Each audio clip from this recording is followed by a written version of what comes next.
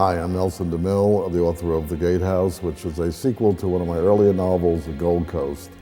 And we are here in Cheka Castle, which was one of the famous Gold Coast mansions built in 1919. And this is one of the last of the surviving grand mansions of the Long Island Gold Coast.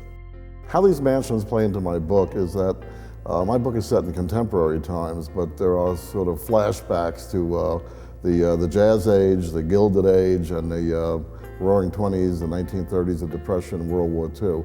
It's sort of a generational novel, both of them are, the Gatehouse and the Gold Coast. And these mansions play a part. They become the ambience of the book. So I think it's fitting that we be here and take a look at this place. The Gold Coast was written in the period involved was the early 1990s. And when I first started researching it, the late 80s, a lot of the people who actually lived in these mansions in the 1920s were still alive. And there were still people around who were sort of like living history. But when I wrote The Gatehouse 18 years later, most of these people were gone, and I had to rely for my research on mostly my notes from the Gold Coast and also other sources of books and local histories, that type of thing.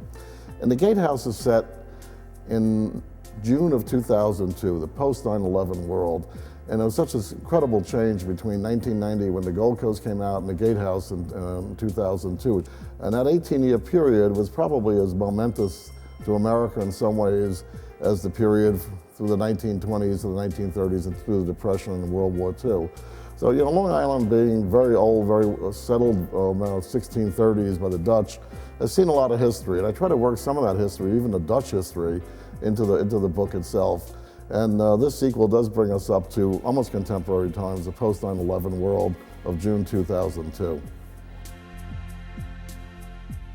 This story begins 10 years after the original story, and we see the characters reassemble, so to speak. They've scattered in the last book, they've gone to different parts of the world, and now, for a variety of reasons, they have come back. The main reason is one of the characters from the original book is dying, and she's an old family retainer, and they're all there to attend her imminent funeral.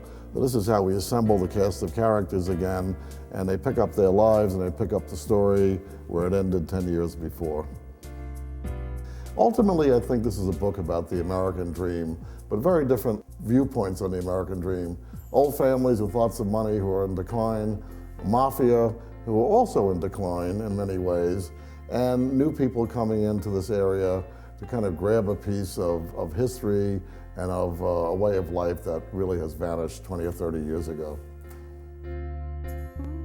What I hope people get out of this book is a little bit of American history, but give it in an entertaining way.